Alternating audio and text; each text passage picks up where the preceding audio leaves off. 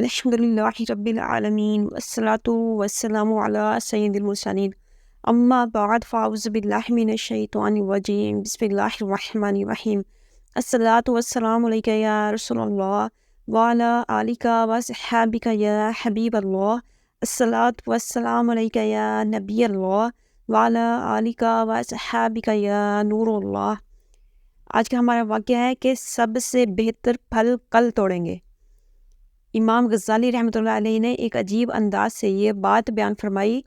فرماتے ہیں کہ ایک بادشاہ کا بڑا باغ تھا جس کے کئی حصے تھے۔ اس نے ایک آدمی کو بلایا اور اس کے ہاتھ میں ایک ٹوکری تھما دی اور کہا کہ میرے باغ میں داخل ہو جاؤ اور بہترین پھلوں سے ٹوکری بھر کر لاؤ، بڑا انعام ملے گا، مگر شرط یہ ہے کہ جب تم ایک راستے سے گزر کر جاؤ گے تو واپس دوبارہ تمہیں آنے کی اجازت نہیں ہوگی۔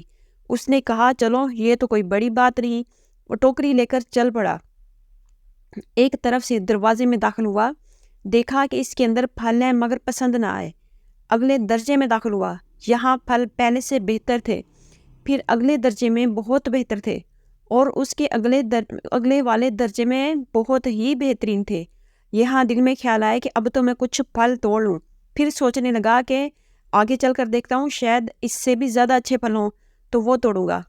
جب اگلے اور آخری درجے میں داخل ہوا تو کیا دیکھتا ہے کہ وہاں پر تو کسی بھی درخت کا نام و نشان ہی نہیں۔ افسوس کرنے لگا کہ اے کاش میں نے پہلے درجے سے ہی پھل توڑے ہوتے تو آج میری ٹوکری خالی نہ ہوتی۔ اب میں بادشاہ کو کیا منہ دکھاؤں گا؟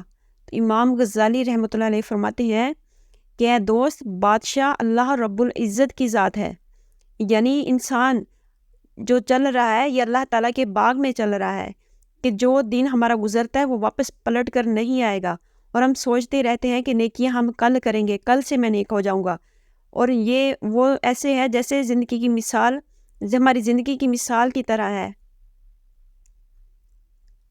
اب تجھے ہر دن میں نیکیوں کے پھل توڑنے کا حکم دیا گیا، لیکن تو روز سوچتا ہے کہ میں کل سے نیک بن جاؤں گا، یعنی اگلے درجے سے پھل توڑوں گا، اگلے درجے سے پھل توڑوں گا۔ تیرا اگلا دن نہ آ سکے گا، تجھے اسی دن اللہ کے حضور جانا پڑے گا۔